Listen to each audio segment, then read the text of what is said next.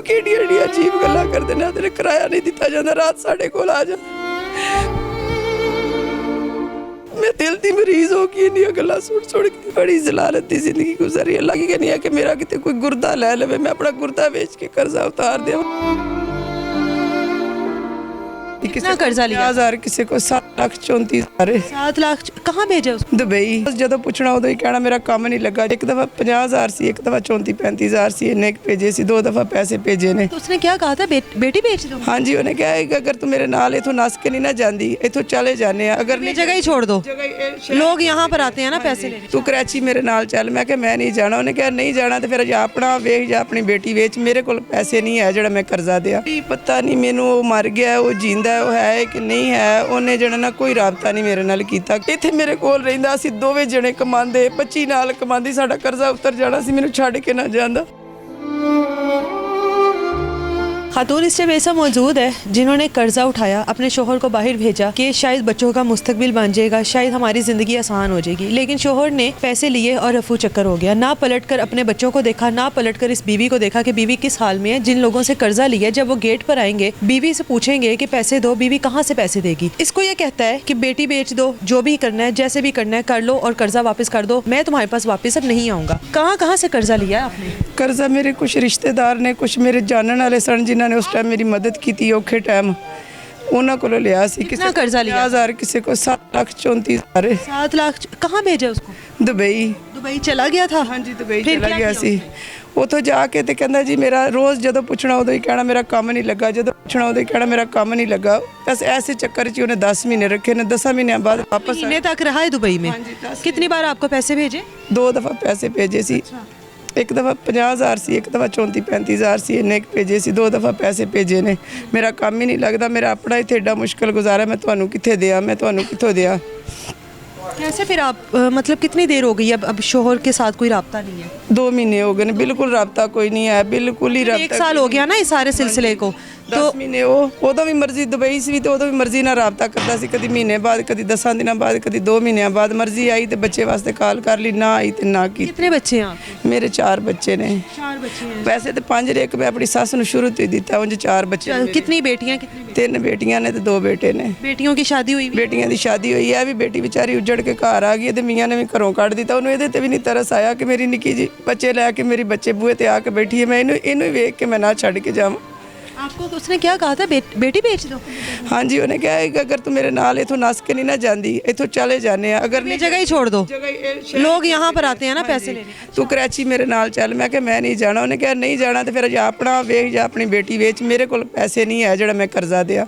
अब वो कहाँ पर है? आपको कोई उसके साथ? कोई पता नहीं, मैनू वो मर गया, वो जींदा वो है कि नहीं है। उन्हें जने ना कोई राबता नहीं मेरे नाल कीता, किसी किस्म का भी कोई राबता नहीं कीता। कितनी देर? 2-2.5 महीने से कोई राबता नहीं है। 2 महीने हो गए तो मेरे नाल कोई राबता नहीं है कि है कि नहीं है। मेरे वास्ते तो चला ही गया, दुनिया तो भी चला गया। जो मैनू इस सजा विच कलिया छड़ के चला गया, इत्थे मेरे कोल रहिंदा सी, दोवें जने कमांदे, बच्ची नाल कमांदी, साडा कर्जा उतर जाना सी, मैनू छड़ के ना जांदा। उन्हें मैनू नहीं वेख्या कि मेरी जवान थी मेरे बूहे ते आके बैठी है, लोग किहड़ियां नज़रां नाल वेखणगे। छड़ के चला गया मेरे किराए दा मकान। ना मेरे किराए पूरे होंदे ने, ना मेरे बिल पूरे होंदे ने।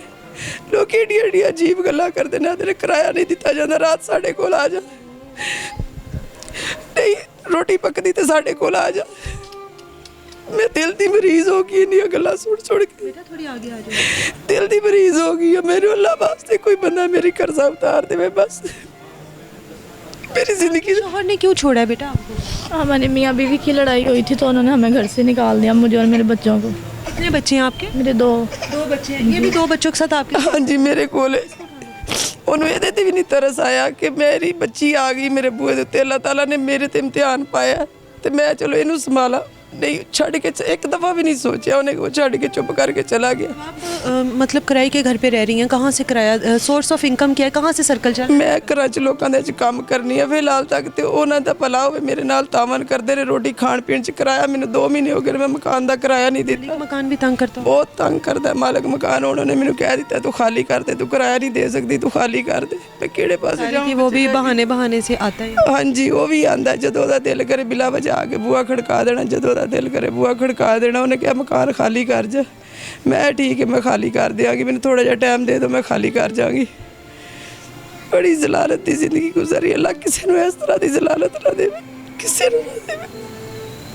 इन्होंने अपने वालिद से रब्ता करने की कोशिश नहीं की कि नंबर ही उन्हें सारे बंद नंबर बंद किया हुआ है अब्बू ने।